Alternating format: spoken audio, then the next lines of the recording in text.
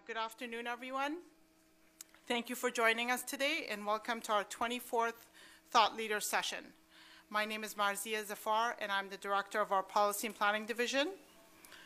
These sessions are a Policy and Planning Division project designed to encourage creative thinking about issues affecting the industries we regulate.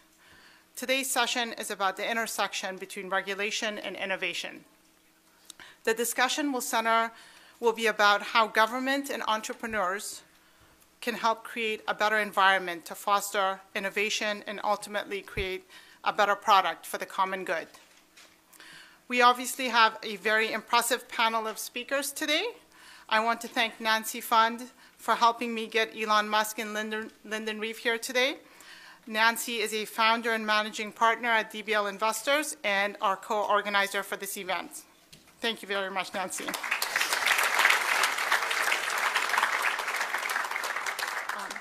I also want to thank CPUC President Mike Peavy for his leadership, his continued support of these efforts, and for pushing us always to be better. Paul Clannon, the Executive Director of the Commission, will moderate this session, and he is my boss, so I thank him on a daily basis.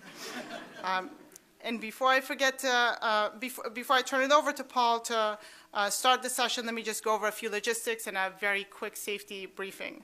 First, this session is also being webcast and broadcast to our overflow rooms today. I wish I could have magically enlarged this room to accommodate everyone. We tried different venues, but either they would cost money that we don't have or paperwork that I didn't want to fill out. Second, when we get to the audience Q&A session, we have a 45-minute Q&A session with the audience. Please wait for me or Michael Colvin to come to you and bring you the microphone. And that will start at 2:45. And third and finally, in the event of an emergency, please calmly proceed out the exits to the rear of the auditorium. We also have 2 emergency exits on the sides in front of the auditorium. And now I'll let Paul take over.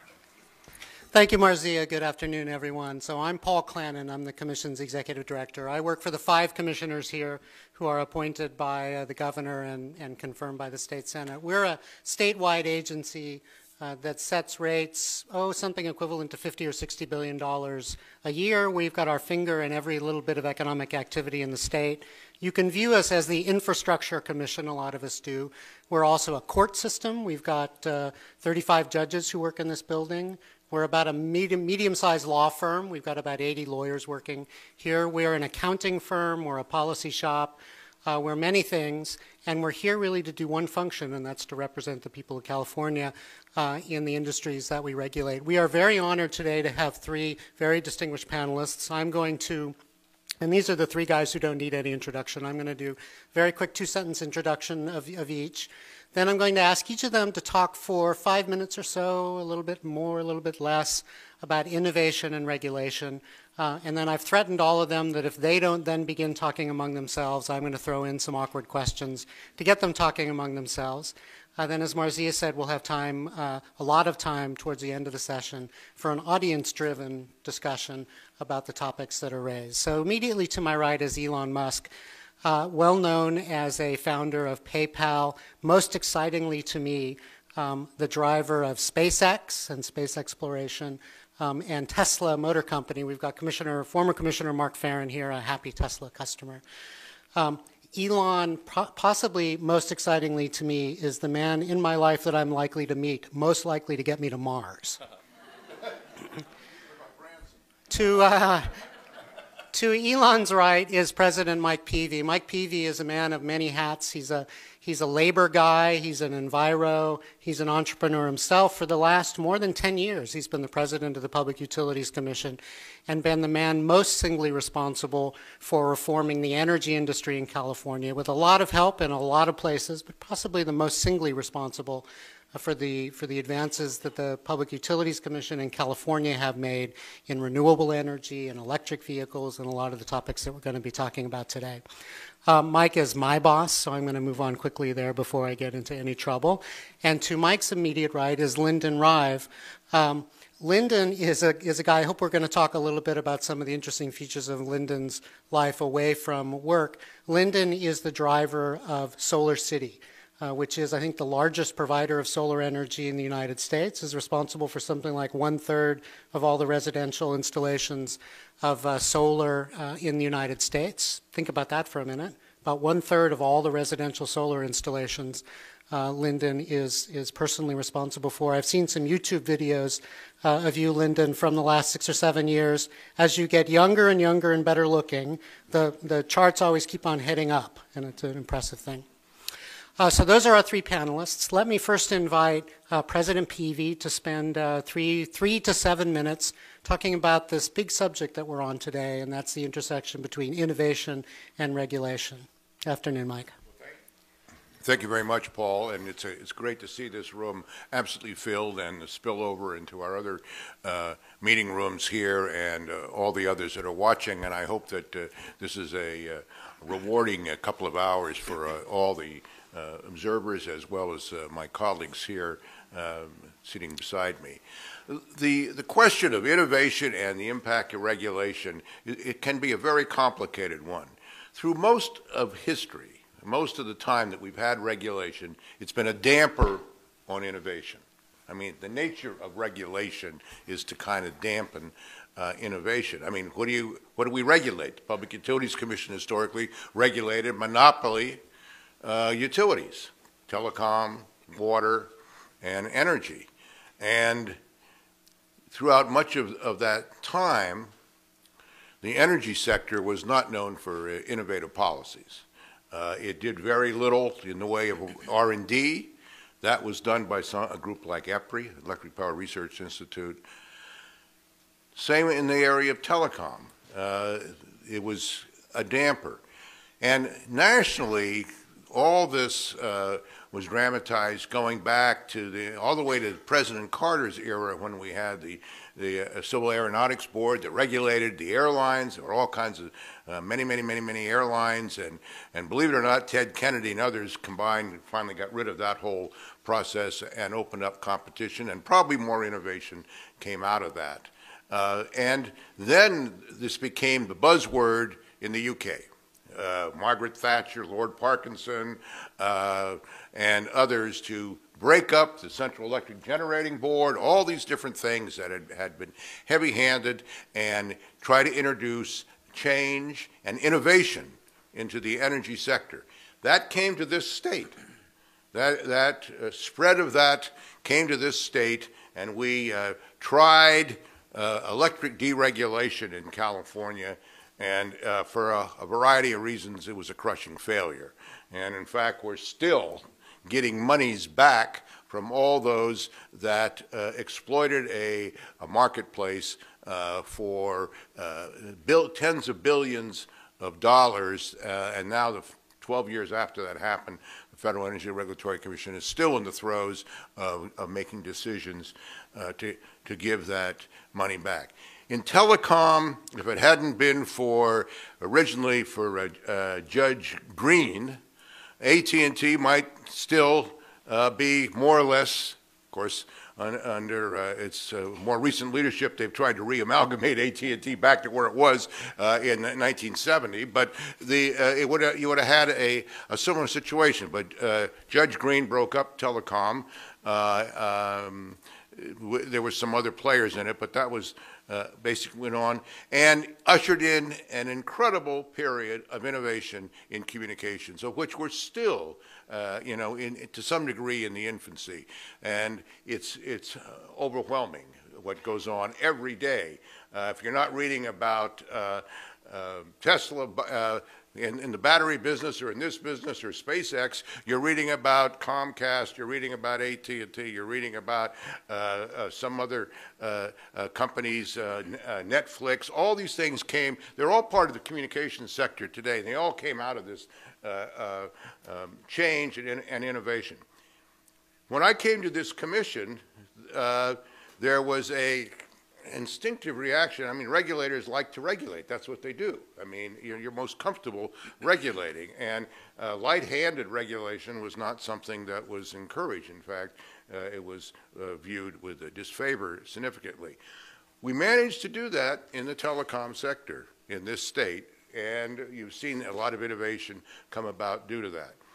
In the electric sector, when I came here, I was appointed by then Governor Gray Davis. Some of you may remember, many of you in the audience too young to remember Gray Davis. Only I can remember Gray Davis. But he asked me to do two things when he asked me to come on this commission in early 2002. One of them was make it greener, which I think we've done in considerable fashion, and the other was to be, in effect, be a little more light-handed in terms of regulation. I have been committed to the latter course all the time I've been here. And I think, and here's where I'm going to flip the whole issue from is regulation a damper on innovation to can regulation, positive regulation, and that's in the eye of the beholder, of course, what's positive, but can positive regulation be an incentive, an inspiration to innovation?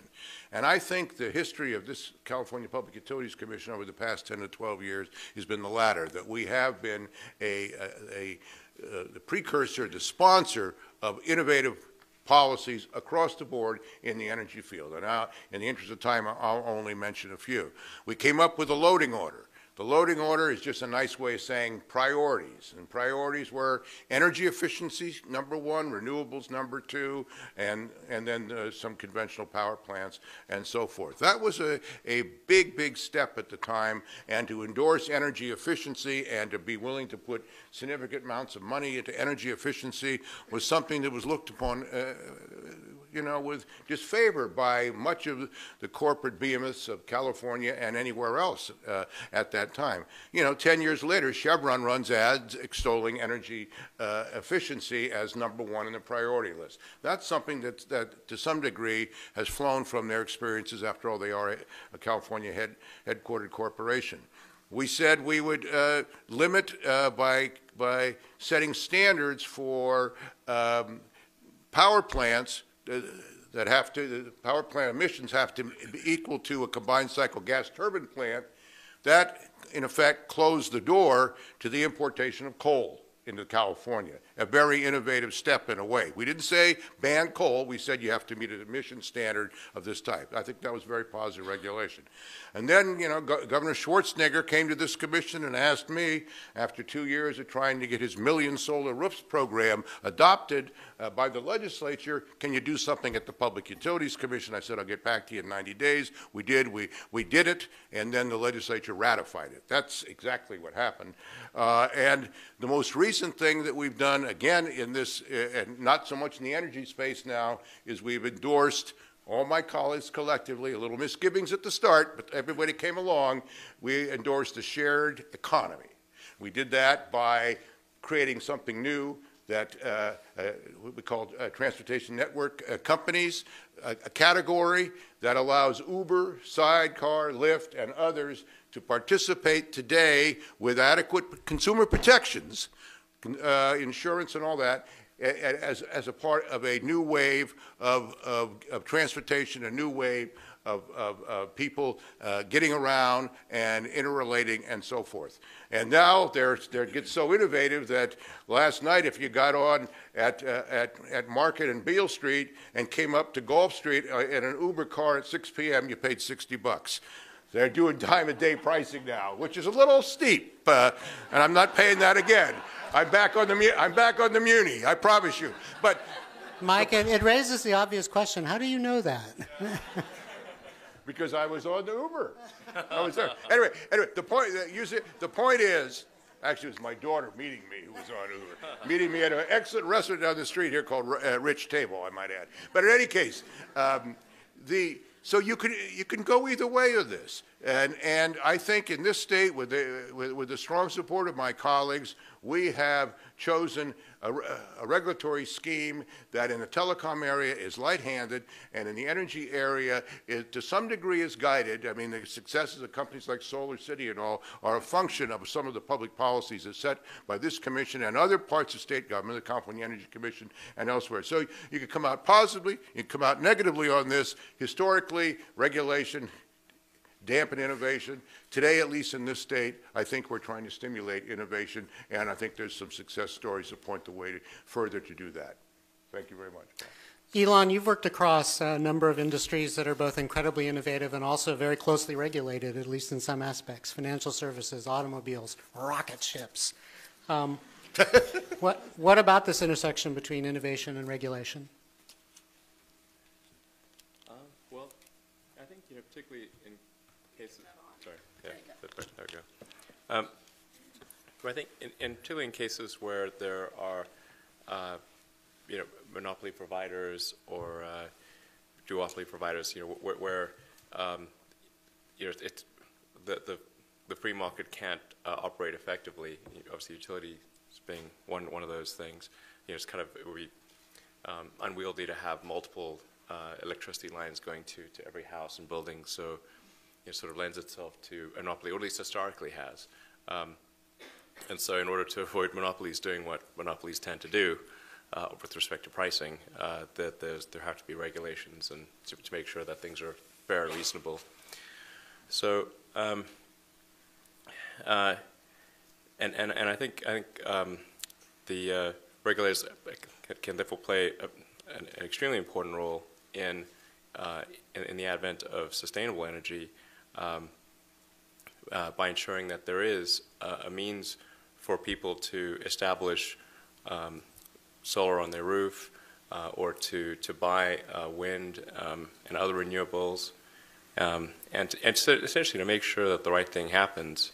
In the absence of firm action by the regulators, I think the right thing would not happen. So, I'm glad to see that in place. And I think that regulators deserve a lot of credit because they do face a huge amount of pressure from these huge incumbent companies, and it's pretty hard to resist that pressure sometimes. So I think it's a tough and often thankless job, but I'd like to say thank you now at least. But I think what we're facing here is with respect to energy. I mean, just to sort of look at it from a high level, it is very important for us to move to clean, sustainable energy, and the sooner we do that, the better off the world is. But it is going to be some amount of strife for the existing utilities and particularly the ones that are sort of heavy into fossil fuels and that kind of thing. So it is going to be a bit of a hardship for them, but there's no choice. We've either got to decide that we're going to go towards clean, sustainable energy or not. And if we decide, okay, yeah, we want a good future, because the only good future is when we have sustainable energy, then we've got to make the hard decisions that are necessary to achieve that objective. From the standpoint of, say, SolarCity and Tesla, SolarCity is obviously trying its best to lower the cost of solar power. So if somebody wants to put solar power in their home or business, obviously it's got to be affordable, it's got to be competitive, and it's quite a tough job just getting all of the costs associated with getting a customer on board and designing a solar system for a roof and installing it, and it's all the installation hardware and the wiring and the inverter, and the after-sales service and the permitting, and a lot of it is kind of boring and kind of unglamorous stuff, but it's got to be done. And I think Lyndon and the team at SolarCity are doing an amazing job at that. And then there's this this question of storage that's important, because obviously the sun only shines for part of the day, and we need electricity all of the day, all of the night.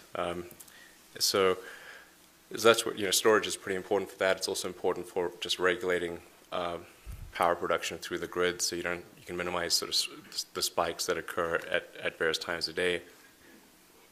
So we're working at Tesla to create stationary battery packs that also, the cost is super important, but they've also got to last long, they've got to be super safe.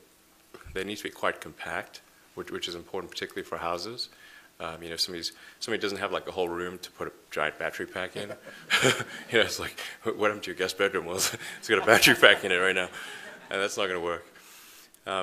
So it's got to be something that's really compact. That you can sort of like mount flush up against the wall, maybe only sticks out like 3 or 4 inches, you know, in your garage or something like that, and that you don't even notice it's there. Like that's the ideal kind of stationary storage pack that you'd want.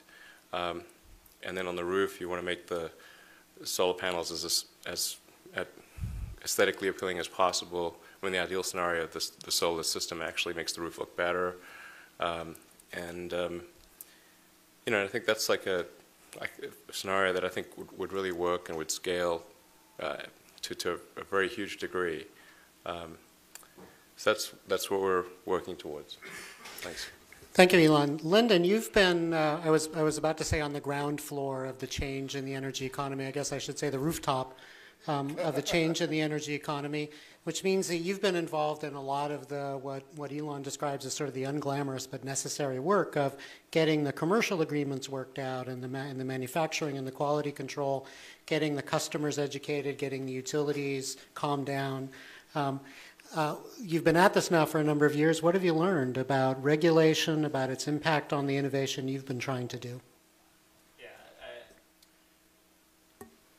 I have a deep appreciation for the importance of regulation since getting into this business, more than I expected. Do you want to just stop there? Is that, yeah? But regulation is so broad, and I was thinking about it before this panel. You know, regulation has so many important things that it covers, but what's one big thing that it has to address? And that is a market failure. This is the big time for regulation to step in if there's a specific market failure. And climate change today is a market failure. We've essentially put the cost of burning fossil fuels externally, and there's a market failure that's occurring. And so this is where regulation has to step in to address this issue. California has done a great job. As President Peavy has mentioned earlier, there was a Million Home Initiative. It really has helped put the entire US on the map for renewable energy. Solar City itself has a 1 million customer goal. It was a 5-year goal, now it's 4.5 years. So California is really leading the space. But in order to have regulation make changes, they need alternatives. And this is where the innovation comes in, because you can't just, okay, if the existing problem is broken, fix that. You have to allow innovation to occur to fix the problem. And if you put an end goal in place, then everybody can create innovation, and you put a system in place, where the regulators put a system in place where you can allow competition, which is the primary cause of innovation. If you didn't have competition, would you think you have to create a better phone? Would you think you need to create a faster car or a more comfortable car? Would you do anything better if it was just good enough? So this is the importance of regulation. Allow competition, allow innovation. You have an end goal, and that is to decarbonize the energy infrastructure. It removes the debates, it removes the hurdles, everybody goes towards that goal, and then innovation will occur. Part of this change, it actually will help the economy. So you provide a lower cost energy to the consumer that is clean. During this transition, you employ thousands of jobs. So just Solar City itself, we have 5,000 employees. Actually, Monday we'll hit 5,000, like 4,900 and something. But Monday we hit 5,000 mark, of which half of them are in California, a little less than half, but about half of them in California. So the innovation's occurring, the technology is here, with the single focus providing cheaper, cleaner energy.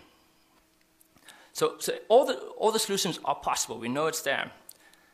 So then you fast forward and you go, okay, 30 years from now, if we have a heart-to-heart with our kids who's highly educated at the point, and they go, okay, let me get this straight. You knew there's a problem in climate change. No debate. You absolutely knew there's a problem in climate change. You knew you had to fix it. You created a solution And you started deploying the technology. You saw it in practice and saw that it works really well. And then you decided to cap it? What? Why?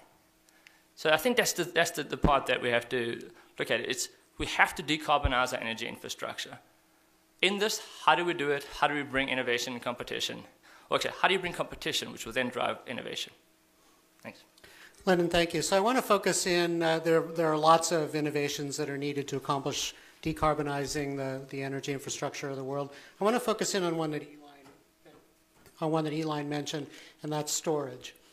Elon, you're often asked, because of your level of success across multiple industries, what's the secret sauce? I hope, by the way, you'll actually reveal that to me privately later. And I've heard you answer in a very interesting way, and that is to encourage people. I think the way you describe it is don't reason from analogy, reason from the physics of the situation.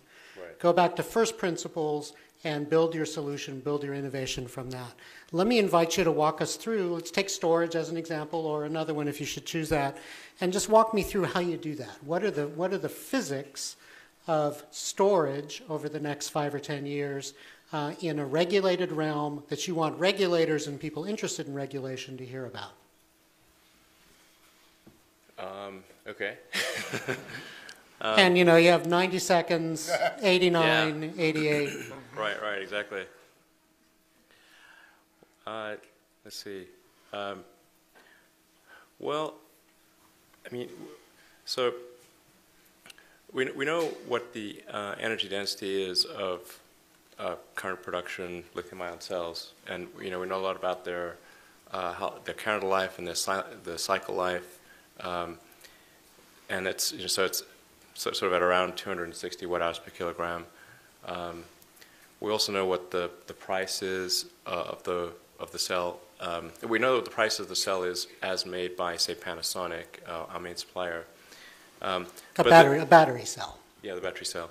But there's another way to look at the cost of the cell, which is to say, okay, what are the constituents of the cell, and if you were to buy those raw materials on, say, the London Metal Exchange, the international commodity markets, and had a magic wand and could sort of reassemble those raw materials into cell form, that tells you asymptotically what the true cost of energy storage can be. It seems like a pretty obvious thing to do. And so the primary constituents of our cell right now, the number one is nickel. Nickel is a very common metal. It's used in stainless steel and a bunch of other things. Cobalt, aluminum, and then on the anode side it is carbon, which is actually made from a little bit of coal. But only a little. We don't really use that word in this room. Yeah. just a dash, and a tiny bit of it. And so that stuff's all. And then the can itself is a stainless steel can. And this stuff's all pretty obvious to price.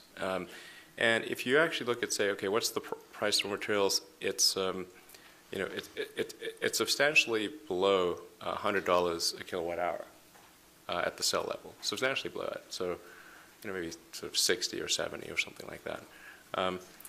And we know it's possible to get more energy per unit mass over time. So there are things that there are better cells than the cell we currently have that are working and have been cycled a lot. So therefore, if you were to scale up simply the existing chemistry that we have, and to vertically integrate it so that you could reduce the logistics costs and and just make it a lot more sort of efficient and have better economies of scale, you can get way closer to the raw material cost than we currently are at. So that's like what I mean by first principles. You can say, oh, okay, that's what's possible, and then you got to figure out, okay, how do you get there? And let me take it from there. I want at this stage to recognize, sitting in the front here, Commissioner Carla Peterman, who's recently confirmed by the State Senate to her term here on the Commission and has been the lead commissioner on the PUC's storage proceeding, which just set a very ambitious 1,200 megawatt goal for storage. And so with the first principles, with the physics of the situation that we just heard from Elon, Mike Peavy, let me turn it to you. So what does the regulator do So there are price and efficiency benefits to be gained in storage. We know that storage is an important part of decarbonizing the future. What should the regulator be doing to not to dampen innovation, but to inspire it? Well, I think we did it. Ms. Peterman, you want to stand? Take a bow. I mean, actually, it was 1,350 megawatts. I think is the goal for this decade, which is I hope turns out to be a de minimis goal. Truly, we have to do. I mean, here's another perfect example of regulation acting in a very positive way, stimulating a new market that was coming along, but coming along at a slower pace, and then we're incentivizing that market in California. But the market was coming along on its own. I mean, I mentioned today at this morning's meeting being on Maui a couple of weeks ago, and how much wind there is on Maui, and how it's backed up with a very significant storage system. But I mean, the future is all the things you're going to be able to do with electric vehicles and all the other things that make storage such an essential part. And I think that you'll find that this commission will develop and adopt policies consistent with the fastest spread of this technology that can be done. I can't speak for other states. I can only speak for California, but I think we'll do that. So, Lyndon, there you've heard it. We've got the basic physics. They're all lined up. The regulator has done apparently everything we need to do. So where's our storage? Actually, a very good point. I have some on that. There's no doubt that the technology will get there. There's no doubt that storage will be cost-effective combined with solar and deliver electricity at night. There's no doubt it will get there. But we all know that is the game-changing product. That is the game-changing product.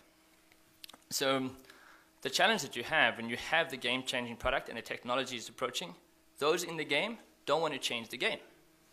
They really like the existing game.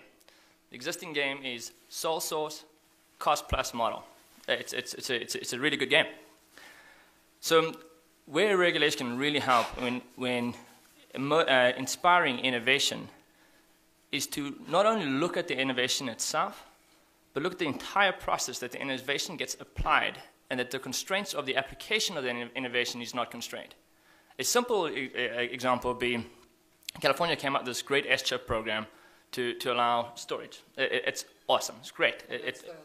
And that's the self-generation incentive program, SGIP. And so we've had hundreds of customers apply to this. We're deploying the batteries. They're on our customers, they're on the walls. They can't connect. So it's taking, on average, about 8 months to get them to connect. There's no reason. I mean, when the person arrives to connect it, they do nothing but just check and say, yes, it's on. It's really, really basic. If the utility does not have the resource, maybe outsource it to a third party. It's simple to fix. But you can't help yourself think that the reason why it's slow is the behavior incentive is not to change the game. So the way you don't change the game is you delay the game from changing. So that's a really key place where regulation can get in, create the innovation, and make sure that the roadblocks aren't intentionally put there to prevent the adoption of that innovation. Is the average wait 8 months? Yeah, it's pretty bad. That's crazy. Yeah. I think you take some comfort that after today it'll come down. Okay. All right, let's take a meta look at the discussion that we just had. So we went from physics to regulatory policy to on the ground. That's all great. It's taken 8 months even to get my phone call answered. What are the mechanisms, and Mike Peavy, I turn to you here. What are the mechanisms within government, among the regulators, that regulators need to be thinking about that we're not thinking about now, about how to solve these problems? You've now had the experience for 10 years coming in from outside government and running a powerful government agency with many successes and, I think you'd agree, some failures in getting programs to happen. What does the grizzled, experienced 11-year President Mike Peavy say to the brand new President Mike Peavy 11 years ago that you should be out talking to regulators and legislators about the one habit of mind that they should form to eliminate that problem that Lyndon just put on the table? Well, I mean, this is, the problem that Lyndon has described is it's so basic to change in every venue all the time, right? I mean, I have to laugh when I think back that in 15 years ago, I created a company called New Energy Ventures, which we ended up selling to AES and now Constellation Energy. And we went through, we put in new meters. We put in meters for all our commercial customers. And the utilities would not come out and disconnect the old meter and put in and attach the new meter. It was the same game. They were called DASRs, Direct Access Service Requests, and they would just stall and stall and stall. Classic was the Macy's store here in San Francisco. If you know the Macy's store, it over time has grown from just being on O'Farrell and Stockton to now having openings on Geary Street and so forth. There were 3 different meters serving that store because of just historically. We could never get the incumbent utility, who will remain nameless, to send somebody out there to take out these meters. You know, I mean, it went on and on and on. Anyway, we ended up threatening with a lawsuit, and things changed. But it's just a natural thing. But in every venue, everywhere. So whether it's landing slots at LaGuardia Airport or this or whatever, you're always going to have this kind of resistance from the incumbents, and it's motivated by economics, and you can understand it. And you know, where you stand on a lot of these issues depends on where you sit, and where you sit depends on what the income stream is. So I mean, you know, there you are. Now, for me, looking back on this, I only wish that. I mean, because Paul's right, we did have some frustrations. I got this commission, we voted to create a climate institute at the University of California, spend $60 million a year in research and everything else. The legislature thwarted it because it wasn't, quote, their program. Looking back, I wish I'd spent more time courting the legislature. That's not an easy thing to do, since if I had my way, I wouldn't have a legislature. But you're aware your microphone is on, right? And it's, right. And it's those kind of comments that have got me into trouble in the other area. But spending more time trying to be more inclusive in trying to bring all the parties to all the participants at the party along at more or less the same pace together. But you know, when you're running fast like these 2 gentlemen on my left and right are, you don't have time to go courting all those parties. You're just, I mean, your own patience is, you know, you want to get ahead. And I shared some of that, and that's called frustration and lack of tolerance for the status quo. But as I look back, and I have a little more gray hair than either one of them, although they'll get there in time, I think that a little bit more foreplay or romance, if you will. Okay, again, would have been microphone better. on. I really appreciate that advice. Elon, I hesitate to ask you to react to what you just heard, but I will invite you to do that. Very innocent. I'll invite you to tell us what you're thinking now, and especially I'm interested in your experience of having worked not just with economic regulators, but with financial regulators, safety regulators, lots of folks when you've been doing innovations. Who does it well? Who does it the best? And what's different about them? Sorry, my mind's reeling just from the foreplay and utilities. Well, go see The Wolf of Wall Street. Yeah. Actually, you know what's great is the Lego Movie. I really like the Lego Movie. It's really great. Okay, I know what the headline tomorrow's now going to be. Everything is awesome. So let's see. In terms of regulation, well, yeah, I think I mean, you know, nobody's perfect. No institution is perfect. I think on balance, California's doing a pretty good job on the regulatory front. And you know, there's some battles we've got to figure out, like, you know, how to have it not take 8 months to just get somebody's, you know, battery pack connected. But overall, pretty good. And yeah, I'm trying to think, like, you know, I think generally in the U.S., I think our regulatory bodies are pretty good. Yeah, I'm trying to think like. Let's talk about Mars. Okay. Let me point you in a slightly different direction. So a lot of what you're doing now is innovating in spaces where there are very long-term incumbents, the automobile industry, the space industry, if that's a term you can use about space. What made you think those areas were ripe for innovation, and what the heck makes you think you can be successful competing against all the expertise in the world? Well, I definitely wouldn't compete against all the expertise in the world, but it would be, I mean, in the case of SolarCity and Tesla, it's really about trying to solve the sustainable energy problem. And, you know, we just obviously, I mean, the way I approach things, like, sort of think about the future and try to envision the future, and what has, you know, what could have a really negative effect on that outcome, and well, what do we really need to solve in order for it to be a positive future, you know, one where we can be sort of optimistic and inspired about the future. And if we don't have sustainable energy, obviously we're screwed. So even if there weren't environmental damage occurring, if the energy is not sustainable, if it's not renewable, then we'll run out of it. Like, we'll eventually run out of stuff to mine and burn. And actually, it's kind of crazy that we're burning things like oil, because, you know, that has much higher value in, say, the plastics industry or something.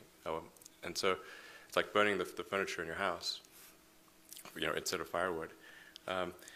So anyway, so my motivation for Tesla and SolarCity was just try to do something in sustainable power generation and sustainable power consumption. And I thought Tesla at the beginning, I thought we would probably fail. Although I should say at the beginning of SolarCity, I thought SolarCity would probably succeed. No, got a lot of faith in Lennon and the rest of the team. And I also thought SpaceX would fail. So it's kind of surprising to me that they're all, they didn't fail yet. So what was it about the two? So why did you think the automobile and the space industry were the ones where failure would happen, and SolarCity is where success would happen? Well, I thought when I started SpaceX, I didn't know anything about aerospace really. I mean, I had sort of physics background, but I didn't really know how to build rockets or build anything really, any kind of physical object. So I thought that seemed like it would be very unlikely to succeed. And in fact, you know, the first 3 launches of SpaceX didn't succeed. So this was not like a totally crazy position to take. And in the beginning of SpaceX, I'd really just reserved money for three failures. So we never had 3 failures. And then we just barely had enough to scrape together to do a 4th flight. Unfortunately, that succeeded, but it was a real close call. If that 4th flight hadn't succeeded, it would have been game over there. You know, with Tesla, we had multiple near-death experiences. Again, you know, what are the odds of a car company succeeding? I think pretty darn low. And in fact, at Tesla, we came within a few days of being bankrupt. You know, and we closed the financing round at the end of 2008 on the last hour of the last day that it was possible to do that, which was like basically 6 p.m. Christmas Eve 2008. And we would have gone bankrupt a few days after Christmas. So, you know, these are real close calls, I'd say. Lyndon, what's the close call 10 years from now that we need to worry about? Let's say that everything that's on your mind now as a barrier has been solved. We've got the regulatory structures in place, the consumers are educated, the market is being served. What's the next generation of challenges that regulators and legislatures, which don't move quickly, need to be thinking about now? You know, it's funny. I really don't think we're going to have a problem 10 years from now. At that point, it's everybody agrees, decarbonize the infrastructure. So everybody's marching towards that. I think the biggest challenge we have is the next 5 years.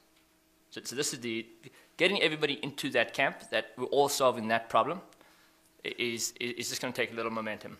I was actually speaking to a large utility in Europe just recently, and they had a similar approach. So, the first phase, they resisted the first phase.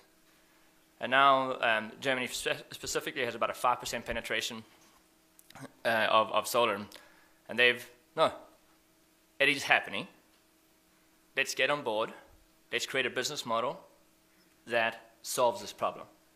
So then everybody starts collaborating and solving the problem versus putting up these roadblocks that doesn't solve the problem.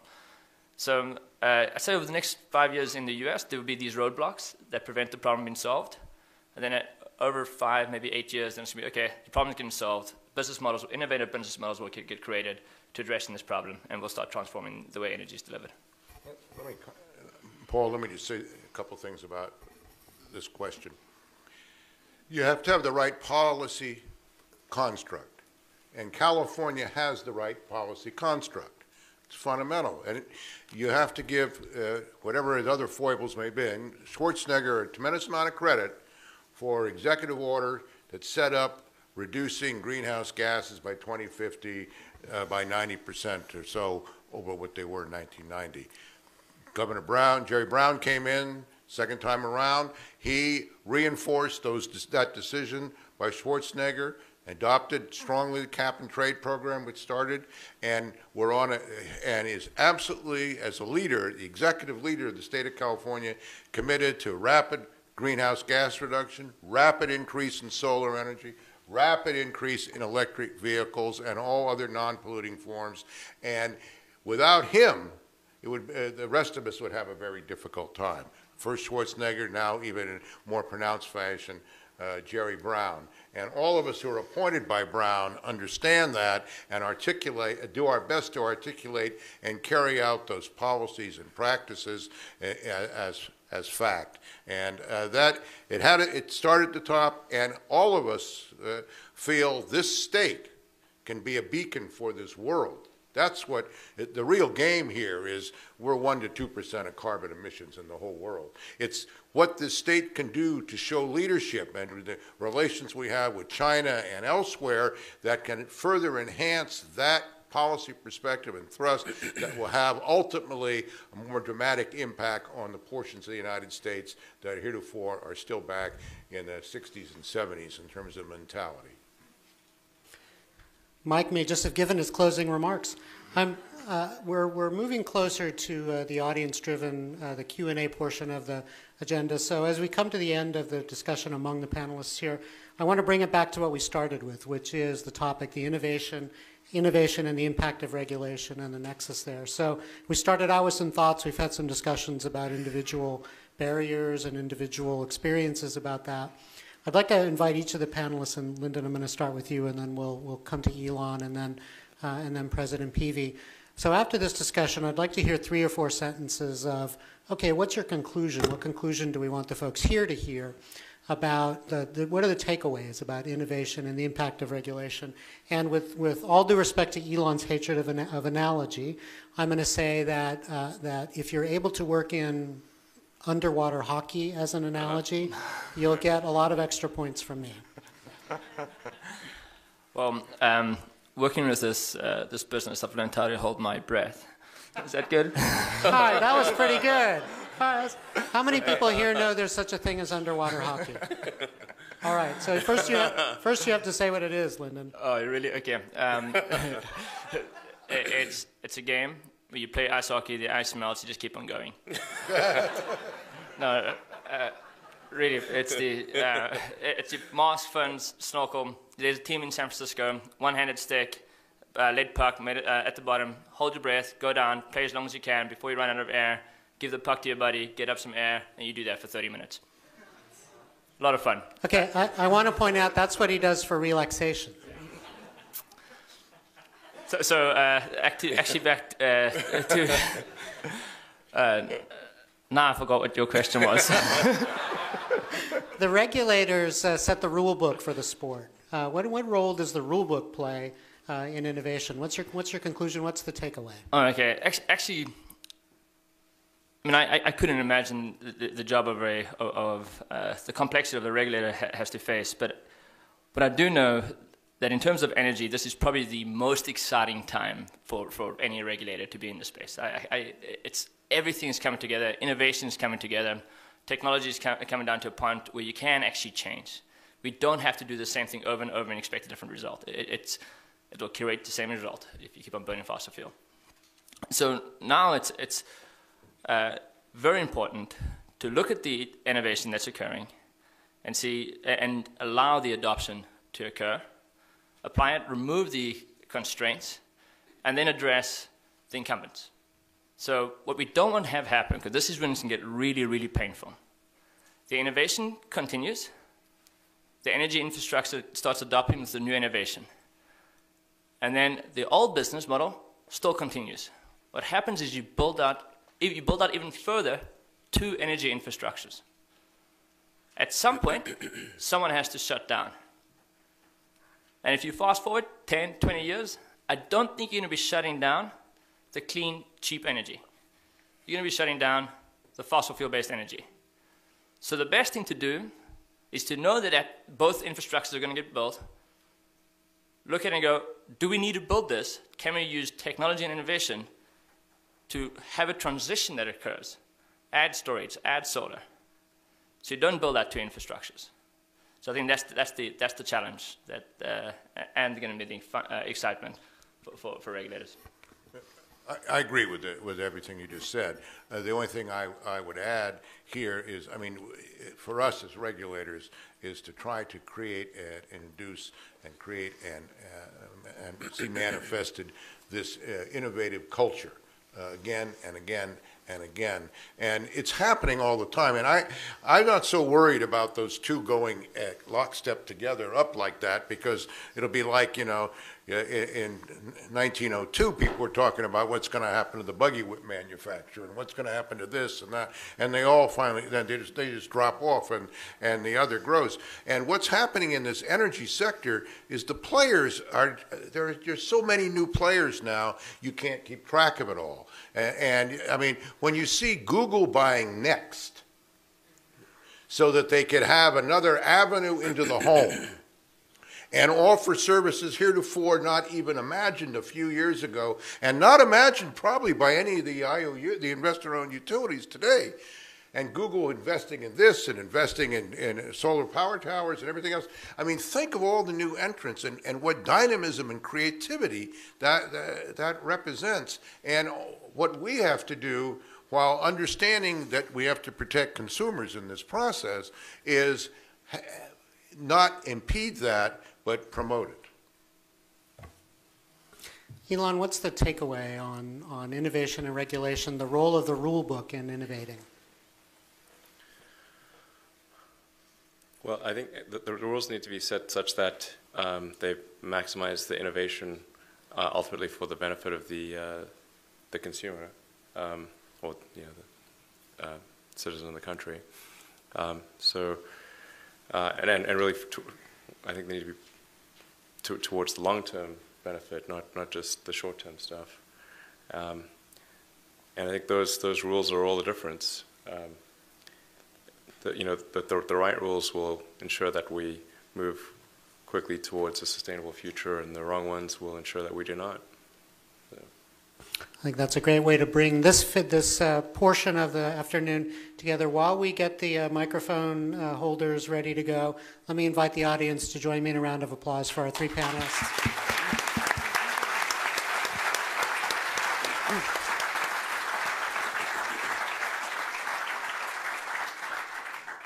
Lyndon Rive of Solar City, President Michael Peavy of the California Public Utilities Commission, and Elon Musk of many things. Let's see, we have, which side would you like to go to first? Well, I've already sold the first question. All right. So I'm going to go. I have not sold the first question.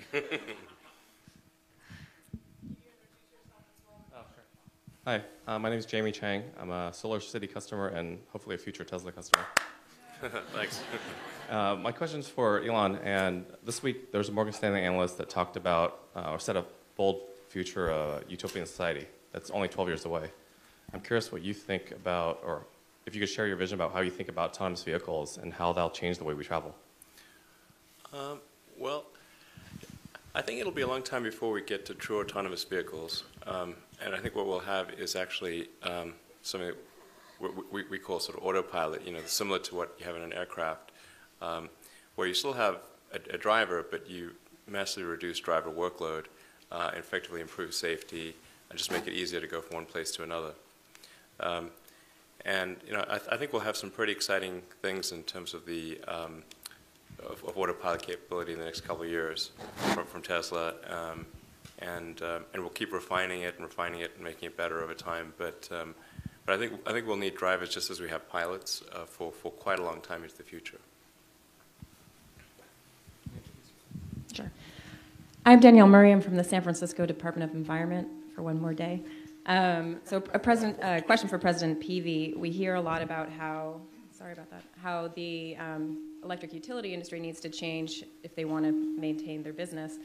But how can we increase the speed of regulatory innovation to match that? Well, first place, the premise I think is a little off there. They don't have to change to maintain their business. Their business is changing. Their fundamental business is changing. And I think the nexus between an energy utility, particularly electric side, because this is much slower on the gas side, is inexorably changing at a pace faster than we would have seen a few years ago or anticipated. Solar City is just one example of that. I think that we are doing an awful lot to stimulate or accept that change, and those companies will become, and they'll still be very profitable. Remember, they're great cash cows. There's a lot of money, billion a year plus in earnings that companies like PG&E and Edison and Sempra and all make. They'll become wires companies for quite a while, until ultimately that is diminished by storage. But there'll still be a significant need for wires. And they have a lot of money to invest in other things. So companies like Edison now are investing in solar companies, and so is PG&E and so forth. The race goes to the swift and to the clever, and the people that guide those companies that have those resources that Elon wishes he had in 2008, just $50 million.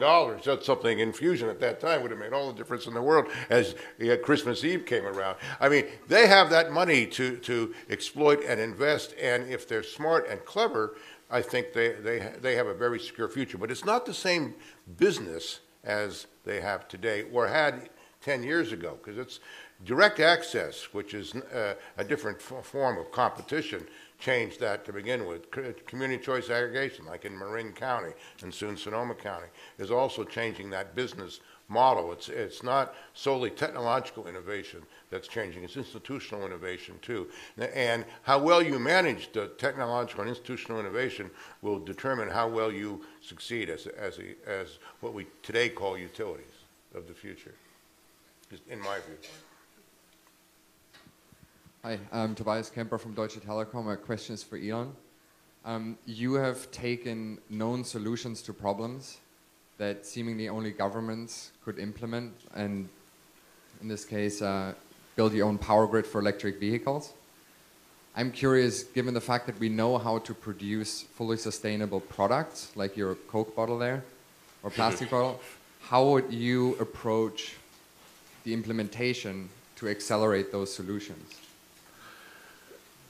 The implementation essentially of sustainable power and generation and vehicle driving. So what? The question is, for example, given that we know how to produce. Let's make sure we get you on the mic so the folks can hear. Given that we know how to produce this Coke Light plastic bottle out of fully sustainable materials in a fully sustainable way, how would you use your expertise to accelerate the implementation of those methods? You mean of power generation, or do you mean of Coke bottles? I don't know about Coke bottles. I don't have a ton of expertise on Coke bottles, honestly. Yeah. It could be any product. So basically, moving on from recycling and doing less bad to doing something beneficial and fully sustainable. I'm not quite sure how to answer your question. Yeah. I mean, I wouldn't worry too much about you know, like garbage, you know, like this you know, this recycling of garbage and stuff like that, of various types of garbage. That's you know, that's important, but it pales in significance to having sustainable clean power generation and consumption. You know, the world's not going to die because of Coke bottles, but it could because of if we destroy the climate. You know, so we've got to prioritize sustainable power generation. That's and consumption, obviously. That's the thing that if we don't solve it, I mean, it will be extremely dire for life as we know it. Well, can I just add a word to that? I think that, and this doesn't answer the question entirely, but I think that the development which we've done in California and the European Union has of a cap and trade program that progressively lowers the cap will force all industries, including that makes this bottle, into more efficient, more sustainable products. And that is, I think that is the answer. Now, some of these products are far more significant than others. Whether this endures for 50 years as a plastic bottle is a lot different than whether coal is gone. There's no question about that. But the central policy thrust of cap and trade or carbon taxes or whatever that ratchets down constantly will force innovation and stimulation of better products and more sustainable products over time, in my view. Yeah. So. Yeah, my name is David Fan. The question is for Elon. Elon, earlier in the talk, you mentioned how to drive down the cost of batteries. So my question would be maybe for the Model S, for its battery, say 3-4 years from now, how by percentage, what are you going to be able to drive it down to approximately, say 3-4 years from now? Well, and if you can relate that to state worker salaries, that would be very... So. For our vehicle after the Model X, we're aiming to produce a smaller car than the Model S, like maybe 20% smaller, but it'll be probably half the cost, so around $35,000 with a 200-mile usable range minimum. That's our goal. About the battery in particular. Yeah, so, well, in order to achieve that, you've got to reduce the cost of the battery. Since the car is 20% smaller, the pack would therefore be 20% smaller, but we've got to get to in total a 50% cost reduction. So that means that the cost of the pack and the rest of the car has to drop by another 30%, which I believe we can do with economies of scale, vertical integration, and design innovation. Hi, my name is Administrative Law Judge Catherine McDonald, and my question is actually for President Peavy. We've been talking about innovation and the impact of regulation. My question is, how do we stimulate and encourage innovation within our own walls to approach problems and solutions in a new way? That's a little, that's probably too much inside baseball for most people in this room. But certainly reforming our civil service practices would take us a major step in that direction. I mean, we are so encumbered internally in our operations, rules, regulations, procedures, and everything else. Some statutorily imposed, others imposed by ourselves, upon ourselves, all in the name of this good or that good. And I think that we can do with a significant amount less of that. In all candor, the biggest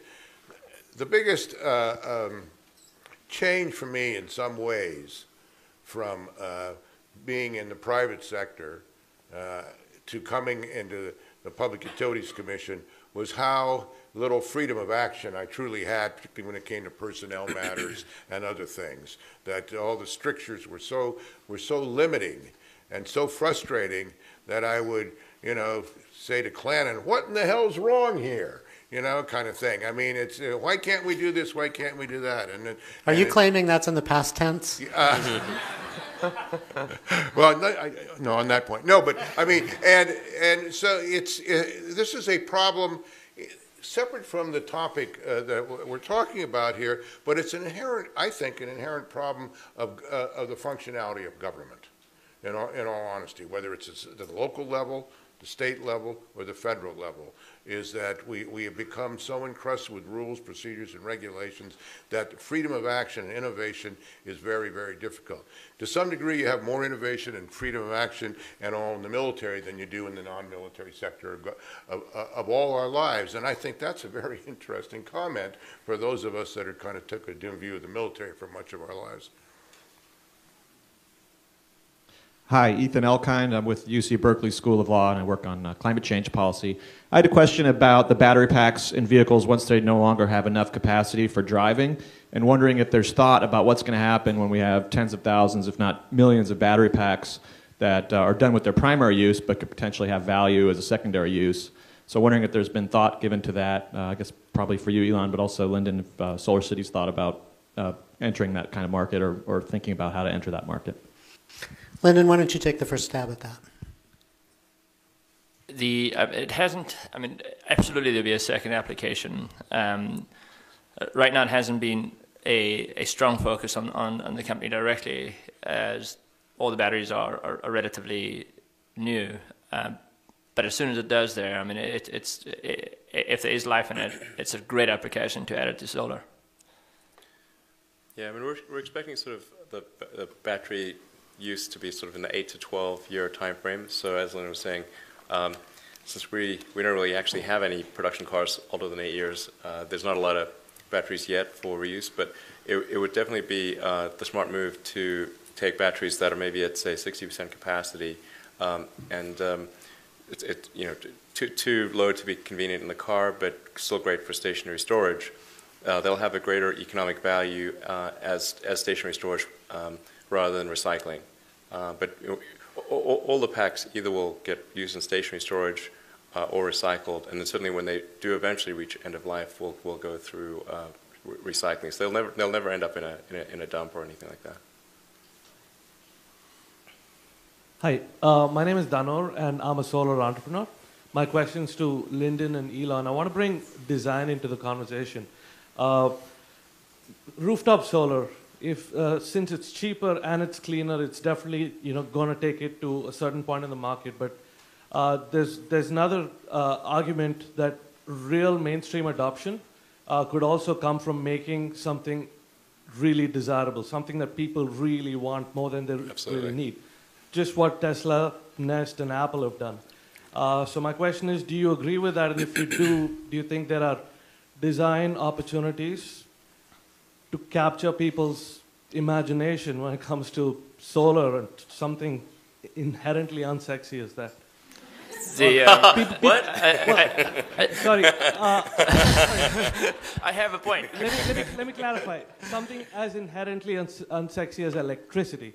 Because people spend no more than 6 minutes a year thinking about electricity and what turns on their lights. Sure. Yeah, actually, that point itself is probably the biggest challenge that we face, is educating people how electricity works. Most people don't know what their bill is. Most people don't even know what a kilowatt hour is. They don't even know what their price per kilowatt hour is. And if you do a poll, I haven't done this poll, but I suspect it would be like 60, 70% of the people don't know what the bill is. More will know what kilowatt hour is, but... Yeah, most people don't know what the difference between power and energy is. Yes. Yeah, exactly. In fact, we often refer to power because people relate to power better, but we sell energy. Yeah. So on the aesthetics is really important. We made an acquisition just recently, a company called Zep Solar. One of the primary reasons for the acquisition is their systems aesthetically is the best looking systems in the country. So it's a lower flush mount. There's no rail. There's no top clamps. So it looks more smooth. Now with our resources, we're going to continue to invest in that. And as Elon mentioned before, you want to get it to a point that, holy, look, he's got a solar system. Yeah. You know, it's like, come look at my solar system. So we really have that, a lot of that already. It's encouraged by the financial savings, and majority of our business comes from referrals. But you want it to be even a stronger pool. Instead of 30, 40% of our business coming from referrals, 80, 90% of our business coming from referrals. Making solar sexy, yeah. Yes. I'll have to add foreplay to the solar as well then.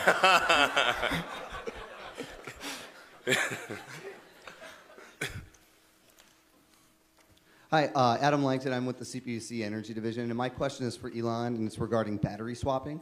And I wanted to see if you've announced that the Model S is capable of supporting battery swapping, and I wanted to see if you could give us an update on when that would be, when you think that will be commercializable and done in practice, and how you think that will impact the way you sell or even lease vehicles, and potentially the way it impacts the battery warranty. Sure. So the Model S was designed with fast pack swap in mind, and we actually demonstrated that last year and did a live demo where we were actually able to swap out the battery packs in 2 Model S's before, faster than you could fill up a gas tank. So in about 90 seconds to swap out a pack. And the fastest gas station in LA took 4 minutes to fill up a gas tank. So we're planning to implement that between LA and San Francisco to start off, and then see what the customer interest is, and whether people, what percentage of people use that versus supercharging, and then expand that capability accordingly. So that's our game plan. We're a little delayed on that because we got preoccupied in a few other issues, but we're hopefully going to get that enabled in the next few months between LA and San Francisco. I have a question. If we imagine a carbon neutral or nearly carbon neutral future, including the carbon costs of producing the windmills and the solar panels, which out of the missing pieces are there's just like no technological solutions? Which ones are there's technological solution but it's too expensive? And which ones are, there's a technological solution, it's cheap enough, but existing players are blocking it? And what are the regulations for each one of the categories? Are they different for each one? I'll take a first stab at that. So the challenge of just looking at a direct, specific cost is you're not including the external cost. So when you don't include the external cost, you can either include the external cost, which is hard, or you could incentivize those who aren't doing bad things. But if you look at the actual cost reduction that solar has had over the last few years, it's been quite amazing. Just our cost itself, we've reduced our cost in the last 4 quarters by 30%. So with scale, renewable energy will be cheaper than fossil fuel-based energy. But we do need to get to that scale. And it's just an application where you're delivering at the place where it's needed versus having massive centralized locations where you have all this transmission and distribution that you have to take to get it to the point. I think that was your question.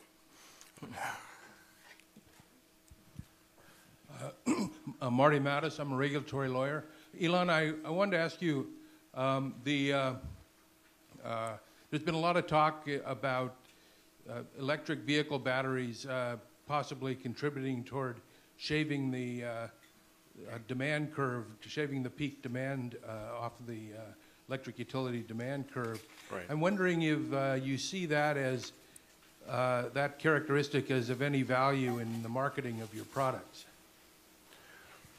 Yeah, absolutely. I mean, I think shaving that peak demand is very, very important. I mean, I should say it's not yet at a stage where it's an issue for utilities. Like I think utilities will tend to overplay the degree to which there's excess solar power being generated. So, but certainly I think once you hopefully get to about a 20-30% solar power generation in a particular section of the grid, you definitely need the storage in order to buffer that energy. We're many years from that, but it is a very important part of the equation, and we're not being shy about marketing it, but we do want to make sure we can meet the demand for that. That's actually part of what Tesla's sort of been doing with the Gigafactory, the giant battery factory, is to make sure that we have production capacity at a compelling price to enable large-scale use of stationary storage. So we hopefully we'll have that plant up and running in about 3 years. I'm Renee Frisse. I'm the founder of Social Tech, and it's a company that focuses on how we can use technological innovation for social good. And I was wondering, we talked about a culture for innovation, and we talked about game changers. I was wondering if, while you were definitely changing the game and having these great innovations, if you come across things that we could use for completely different fields, but they will have a huge social impact as well. And if you are at least thinking about that and perhaps come across things that hinder you or enable that, that could be a question for either one of you. Yeah, I mean, we do face this quite often with, as we continue to scale, there's just a natural friction in this. Often there are utility case studies talking about a cost shift that occurs. And I know that's a lightning rod. And to me, that whenever I hear that word cost shift, it is a wrong word to use. The word they should use is revenue loss. Because that's what it is. There's a revenue loss. There's no cost shift. There's no cost moving. It doesn't cost more. But you are losing revenue. Based on the utility business model, when you lose your revenue, you get to claim it from somebody else. So that's the issue. But if you want to maintain your revenue. If you want to maintain your revenue. And actually, on that point, I mean, I actually won't go that far down yet. It's a revenue shift. Exactly. So it's a revenue shift. I need to keep my revenue. And so that's what it is. But it's not costing anything more. And so whenever you see cost shift reports, think revenue loss report. And you don't need to do a study for that. If you were getting $200 from the customer before, and now you're only getting $50, you have lost $150. There's no study you need. You've lost $150 revenue. But there wasn't $150 that was cost shift. So that's the key thing. And then in social media, this is where we can help educate the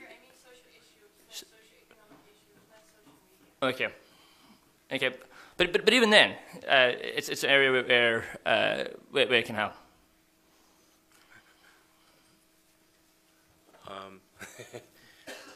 Sorry, what question would you say? Like what? So let me ask you just to hold until we get to the microphone. Yeah, I'm sorry for mixing it up. So it's not social media, social affairs. Let's say you invented this is the Bay Area. Yeah, I know. That's okay. I'm Dutch. We don't do that here. Yeah. The battery, could you use it for something completely different that will help people otherwise? Let's say you invented this battery. What else can we use it for, and how can we make sure that all the innovations that you are making are spreading around so we have this snowball effect of good causes and not only in the energy field? Well, I mean, the battery is really, at least for the stationary battery is really primarily intended to solve the uniform power distribution problem. To be able to generate power continuously and to address peaks and valleys in renewable power consumption. So I'm not sure how in other ways how it might be effective. Certainly the battery will be having high energy density, low cost batteries will be effective in all modes of transport. I mean, ultimately, I think all transport will go electric, with the ironic exception of rockets. The cord's not long enough. So it's a tough one. No way around Newton's third law. I think rockets can be renewable in that you can generate the sort of rocket fuel with electricity and atmospheric constituents. But Elon, it's the space elevator with the electric cars going up and down. That's right. Even if a space elevator was useful, you still have to do something once you got to the top of it. You still need a spaceship at the top of the elevator. But I think we can ultimately move all terrestrial transport to electric with the right battery capabilities. Planes are the hardest because you have a very high energy density requirement in order to have long range. But planes will transform too, and then we make sure that the power generation itself is not carbon creating; it's long-term sustainable, and we've got a good shot. Yeah, so I mean, I'm a big fan of the sun because we've got this giant fusion generator in the sky. It's kind of there, sort of for free. It's going to be there for a long time. So that, I think, is our primary power generation mechanism, but there's also obviously a lot of wind. Wind is great, geothermal, tidal, there's lots of things. Yeah, actually, Vote Solar had a quote. When you have a solar spill, it's called a sunny day. Right, exactly. Well, let me see if I can answer this question in a little different way, a little more mundane way. But my staff and I were talking about this yesterday as an example. We have a massive program here, the Public Utilities Commission, that all the utilities implement, called CARE. It's basically a program for low-income utility users, electric users, if you will, right? Now we have the capability through mapping, through Google and many other things, to know where these people live. Now this is going to send horrors up to those, the Tea Party types. But and think if maybe with the cost of solar coming down, and let's take southeast Los Angeles County, a lot of very low-income area.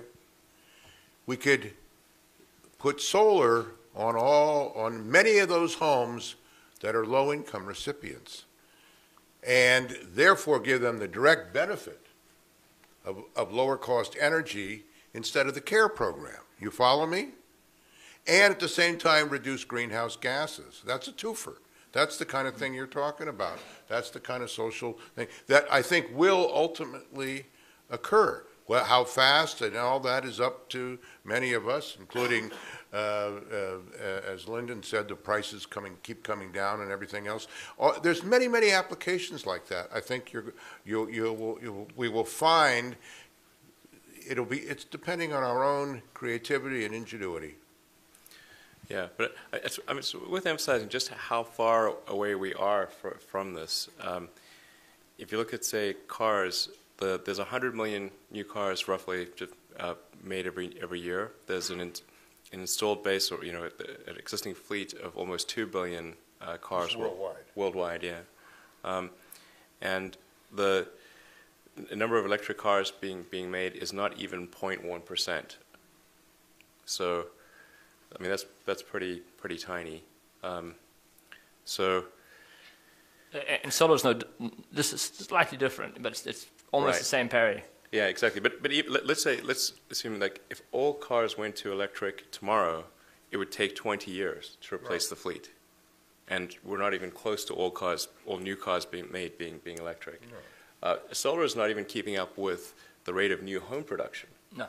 So there's, I think, 700,000 or something like new homes made every year. And so the home number of homes in the U.S. grows by just under 1% a year, and solar's solar's not even keeping up with the new home production, let alone existing homes. The industry would have to quadruple just to address the new housing stock. But that's the difference in this state. Oh, yeah. We have a policy in this state by 2020 that's zero net energy consumption on new homes for this state of California. Again, an example where you could be the pace setter and the leader.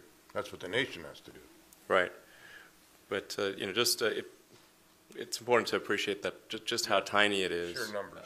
And the sheer numbers are really quite small. You know, it's like utilities really shouldn't be complaining. It's like the utilities like it's a giant, and there's like someone tapping on their toe. You know. Yeah, actually, pretty silly. On that point, a big lightning rod, of course, is net metering, but the cost of net metering today is 0.3% of their revenue. So that the whole back to your point of touching the toe, it's touching the hair of the toe. Yeah. So it's. We're not even past the decimal point. You know, so it's like maybe wait until we get there at least. Hi, Evan Hinman from STEM. This question is primarily for President Peavy. There are some elements of the electricity industry that seem to make regulation especially hard. The first one is the long asset lifetimes of, let's say, a rooftop solar, 20 plus years, or a transmission line, maybe even 50 plus years. Also, the high technical complexity of, keeping the frequency within, a few thousand hertz across the state. So how do you think about regulation in that framework? And also, how do you speed up innovation in something with these hurdles around regulation? Well, you're talking in some instances, the examples you've given. This is just the life of the asset until it's totally depreciated. And actually, some transmission lines are 100 years old and still going. I mean, they come out of Big Creek up in the southern Sierras and go to Southern California. They're over 100 years old. They've been updated in various respects. Got power plants there that are 80, 70, 80 years old, hydro plants. But they're largely depreciated. They're not the challenge. I don't think they're the challenge. I think the challenge is fostering and promoting innovation. So you move that decimal point significantly, and that's the challenge here. Not worrying about some of the long-lived assets of the past, which are largely depreciated. To be honest with you. And just one point: the expected life of the solar system is 30, 35 years. Well, there's some dispute of that, that's going to be played out before this commission in the short term, but we won't go there any further. Hi. Throw a little plug there. You got it in. Hi, my name is Molly Sturkle, and I work in the Energy Division at the Public Utilities Commission. For 4 years, I helped run the CSI program. The woman to my left ran it for the 2 years after me. That's the California Solar Initiative. And the man to my right has a signed copy of the bill on his office wall. So that's Ed Randolph. So I want to ask about consumer protection. You wrote it. Literally, best program in the world. No, I kid you not. It's the best program in the world. Okay. You hear that? It's good that you have it on your wall. Okay. So I want to talk about the post-CSI world a little bit and consumer protection. So the CPUC has a mission statement that says that we are to serve the public interest by protecting consumers and ensuring the provision of safe and reliable utility service, and infrastructure at reasonable rates, it says. So in the post-CSI world, beyond the CSLB, the Contractor State License Board, there is not a lot to protect consumers from bad solar industry actors. Probably everybody in this room has had a negative experience with some kind of contractor, maybe a plumber, sure, maybe an electrician, maybe a roofer, maybe you've heard about one. So as Solar City grows, it seems to me that one of your big concerns to the future world should be how is the industry going to be able to withstand itself in the face of the fact that some of your competitors are going to become bad actors? So I guess my question for you and for the whole panel is, do you need regulators to help focus on consumer protection in the industry, even when we're not focusing on rates or we're not focusing on incentives, so that your business can continue to grow and innovate? Yeah, so as a consumer, you need to make an educated purchase. When the provider who's providing you with electricity is fully aligned with your personal interest, the likelihood it's more probably than not that it'll be fine. The whole PPA environment has kind of addressed a lot of the concerns. If it's not producing electricity, you're not paying the vendor. And PPA is power purchase agreement. Yes, right. Yes. So If the system is not installed right, if the quality is not high, you're not paying the vendor. It is also a highly competitive landscape. If you build a bad reputation, you won't get customers, and your acquisition cost would go too high, and eventually you got a business. So as the industry matures, there's already ton of standards, ton of regulation in the safety and the quality of systems that get installed. So let's think of all the stuff that you already have. Your safety regulation, you already have your inspection that occurs from the city inspector, you have the utility inspector, so there's a lot that goes on. But then the construction part itself, you may just hire a bad contractor. Hire somebody that you know that you can review their training procedures, you know that that they've got good work, and you should have a good experience. But that's not a very satisfactory answer, I don't think. And I don't know. I think I'm frank enough to say I don't know the exact answer in these instant cases. On my own experience with solar hot water heating in the 80s, rooftops in La Cañada, where is my principal home, and in San Francisco, where I had a home. In both cases, after 10 years, the system was gone, and we just tore it off the ceiling and roof and junked it. It just didn't. It didn't work, and there was really no. And we had bought the home. Someone else had put the solar on it in one instance, and the water heating, and we didn't have any recourse. There was nobody to have any recourse to, and so I mean, you have to. Hundreds of thousands of consumers like you in California had that experience with solar hot water. And it destroyed the industry for 30 years. Yes, it now did. you've got a great company going, and it could destroy the industry again, is what my question. So what do regulators need to do to make sure?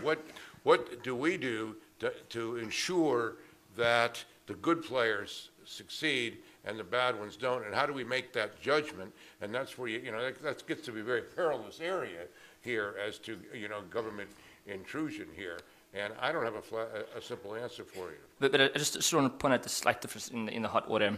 Remember, in the business model where you're selling energy, your incentives are aligned with the customer. So in that exact case, if your business model is to sell hot water per gallon, you would have to come, upgrade the system, because you want to sell more hot water. So, and that's the majority of solar being deployed in the country right now is selling energy.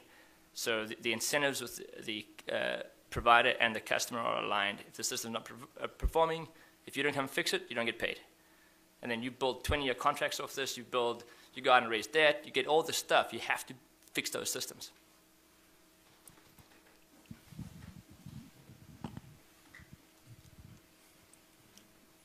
Hi, my name is Rob Cannon. I actually work in the private equity industry. And my question is really at a much higher level.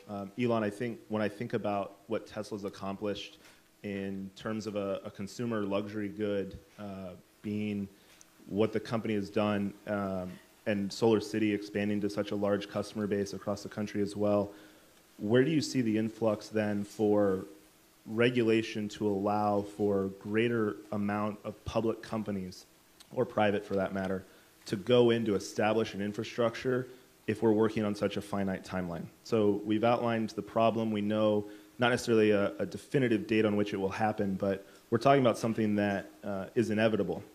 And yet, with other forms of energy, liquid natural gas, fracking and everything else being so mainstream and popular, especially at a federal level and at an export level to those other countries that we've alluded to, where do you see other companies then stepping in beyond luxury goods or beyond luxury items to be more mainstream and to find that point at which the large-scale costs needed can then go and become something that we have, not just as a state of California, but as a country, show that model then to the rest of the world. So they look at it as something that's much more measurable in a way that we're not saying, Elon, you gave the example of the cars, needing to replace all of the cars. It would still take 20 years.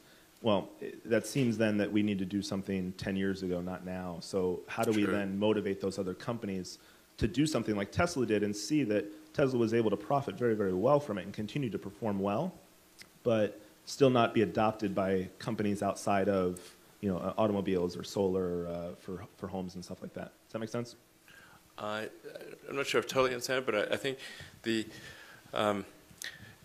what we've seen in the car industry is that the movement towards electric vehicles by other car companies seems to be driven, for the most part, by what the minimum requirements are of the regulators. So it's kind of been kind of disappointing. And actually, California is the leader in that regard. So it's like, so when, for example, the California zero emission vehicle mandate, which was actually set in place because to improve the air in metropolitan areas. It wasn't actually anything to do with CO2 or greenhouse gases. It was actually just because people were breathing unhealthy air, still are really, in major metro areas, but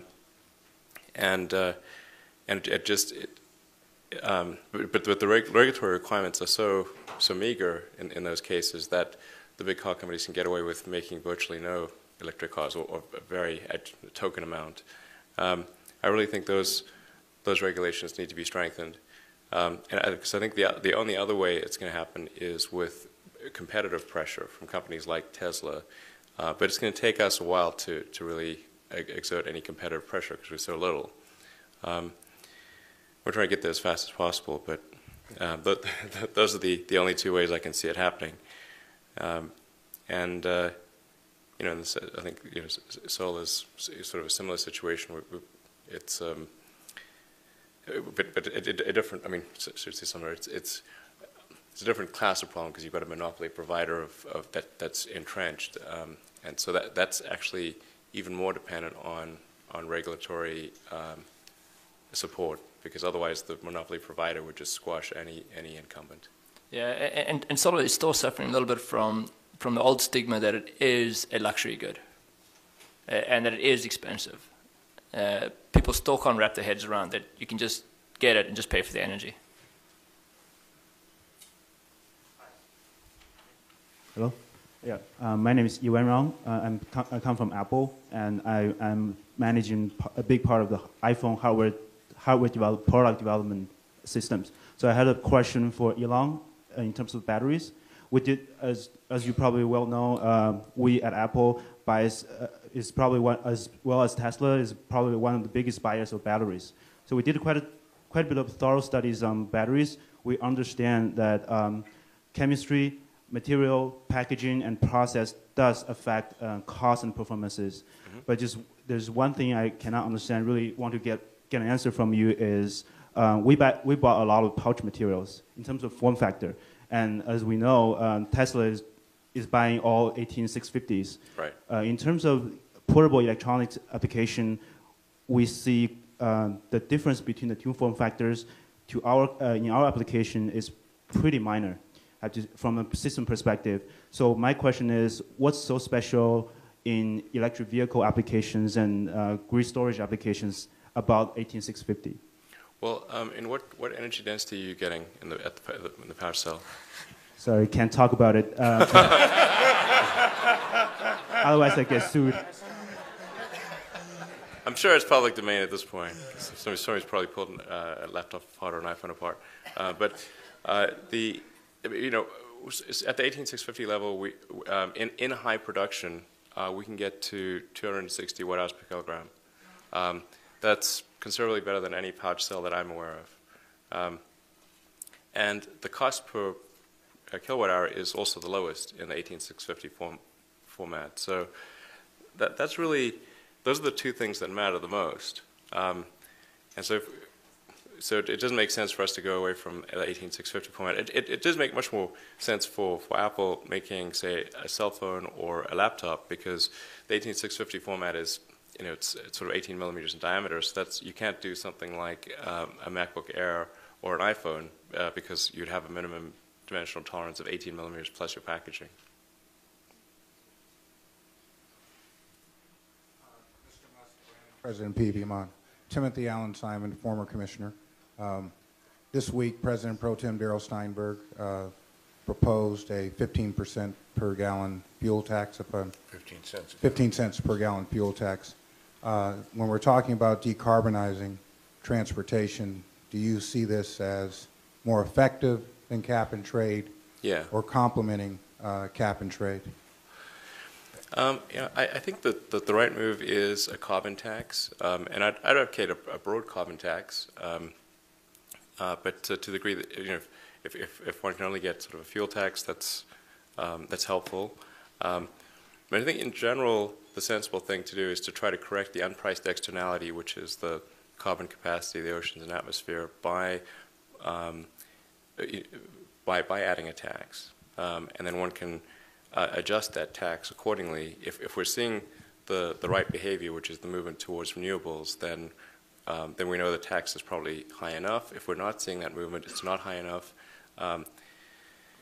And frankly, our taxes on gasoline are very low in the United States, as I'm sure you know. It's compared to the EU. So the EU taxes, I think, are maybe 3, 4, 5 times what they are in the U.S.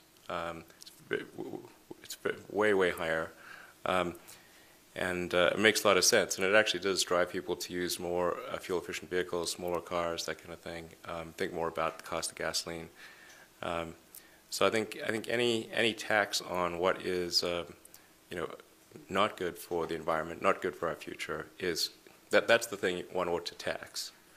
I mean, I think that's the best argument for overall for taxation of carbon is like we know we need to raise taxes somehow, and it makes sense. It's just common sense that we'd want to tax the things that are probably bad way more than we'd want to tax the things that are probably good or neutral. If we're going to collect the same amount of money at the end of the day, we should bias the tax structure just as we do in many other walks of life, where we tax cigarettes and alcohol more than we do bread, and that makes sense. And so I think it's just seems like common sense to me, but seems like super obvious, but yeah.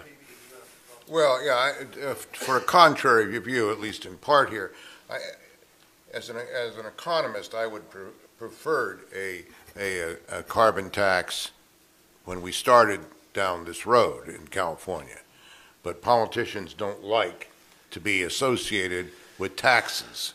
So, and the EU has done the cap and trade model, and so we copied that. I mean, Mary Nichols and I, we went there 2005, 2006, looked at all this.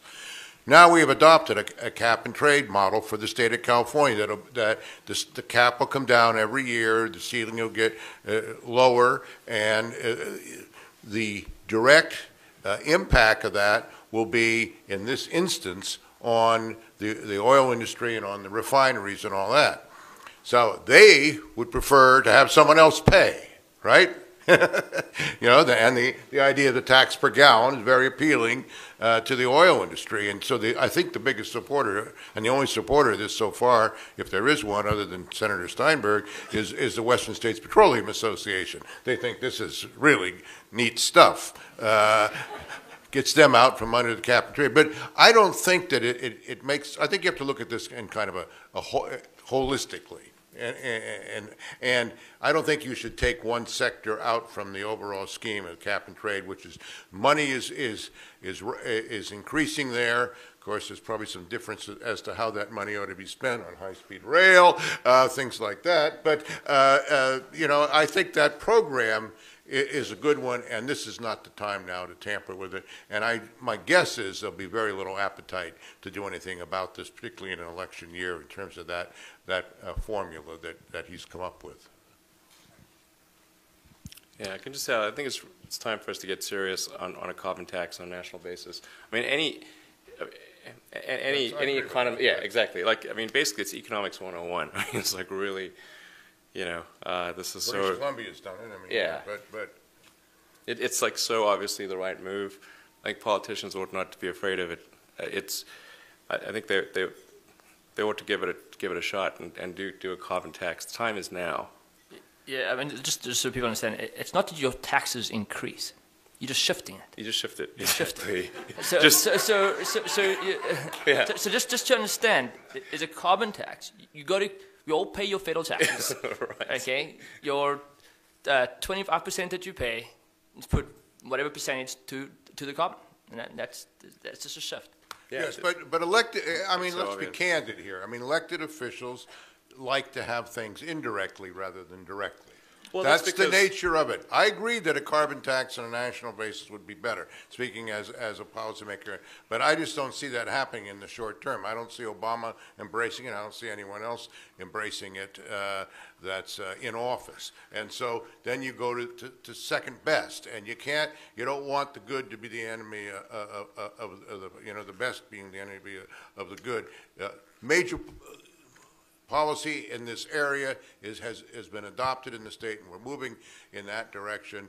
And I hope that we stay the course until we can go to a broader base, which would be on a federal level. That's my personal perspective on this. Hi, my name is Ashwin. I work in the solar industry. My question is around financing. Traditionally, the expansion and proliferation of DG and solar around the world has relied on government credit, or 700 plus FICO credits and investment grade buyers of power. There are programs like the CARE programs and other low-income housing programs, but typically, at least in the U.S., federal tax equity investors are major banks and quite conservative in terms of who they will and will not finance.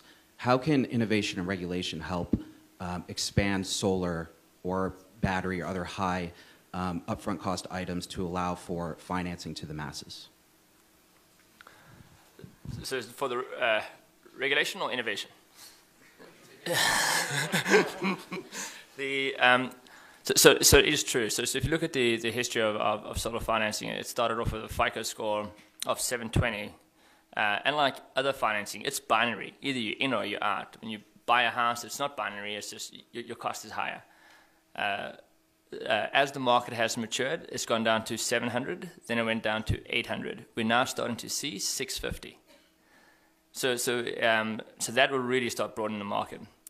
Another key interesting point, when we look at our deployment, the majority of our adoption is in zip codes with low to medium income. So it's not the big wealthy homes that are doing the majority of the adoption. It's just the average household. And as you drop the FICO, that will improve. As data supports the default rates, investors will get more and more comfortable. We just did a securitization. It's the first securitization in world history of solar assets. It was a big lift, and we succeeded at that. But the data just shows that it's unlike a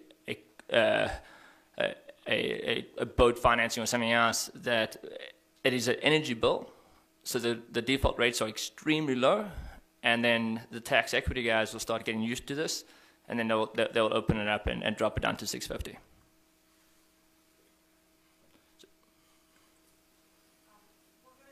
More question, and then do some closing remarks, because I know President Peavy has to leave promptly at 3:28 or 3:30. Oh, okay. It's on. Thank you. I'll be really quick since we're at the end. My name is Bob Barish. I just happened here by happenstance today. I'll just say really quick: drought, fear, game changer on energy and water, and implications for what you've been talking about today, because change happens in crisis. I've been watching energy for 40 years. It's been a long, hard slog to get to here. It seems to me a drought of a few more months or a few more years like this is a game changer, whether it's caused or aggravated by human activity or not. Sorry, I'm not sure what the question is. The implications of the drought. For the drought. Okay. Sure. I'm not the best one to answer that question. So this is actually a perfect application for solar. So solar doesn't use much water at all.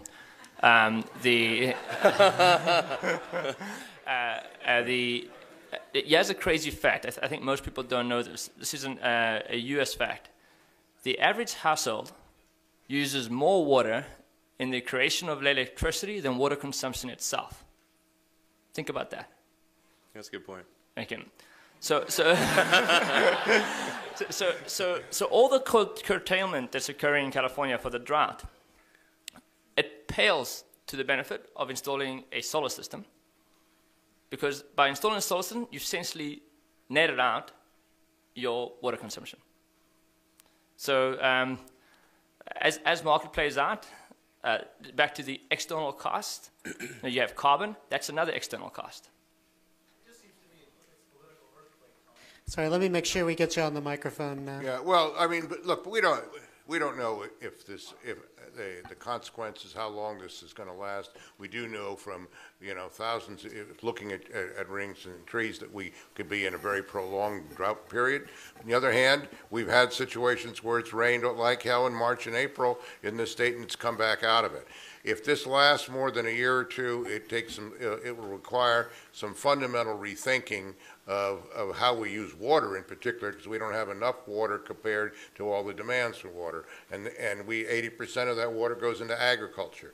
And the crops that are most demanding are cotton, alfalfa, rice, and a few others. And there's some we ought to get away from some of that and let these things be done elsewhere. There's a lot of other aspects that could be done in water conservation and a much better use of groundwater, so-called toilet to tap, all those kind of things we will be forced to do if this drought continues, and it's a game changer in that regard. I think, yes, I think that the governor and others realize that.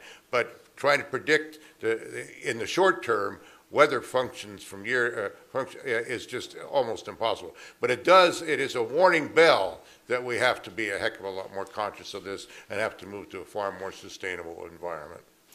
And let me invite each of the panelists to speak just for 1 minute or 90 seconds, closing remarks, anything that's on your mind. Elon, why don't we start with you? Well, I think the most important thing is for regulators to ensure that there's a rapid adoption of sustainable energy. It's overwhelmingly important. I really hope that someone politically does do the carbon tax. It's the smart move. It needs to happen now. And I think if we do take action now, the damage will be limited, still be significant but limited. And if we don't take action now, it's going to be far worse than anyone realizes. Lyndon, closing remarks.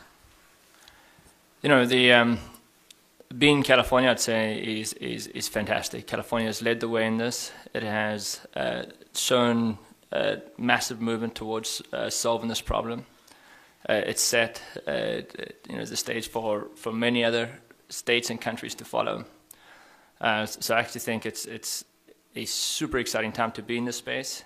We're going to see this transformation occur. There's going to be resistance, but eventually everybody will get on the same page and solve the problem. And Mike Peavy with the last word. Vote Democratic.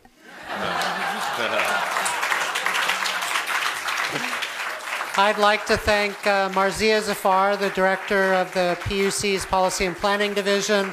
I'd like to thank Lyndon Rive of Solar City, President Michael Peavy of the Public Utilities Commission, and Elon Musk of many things. Thank you very much. Good afternoon.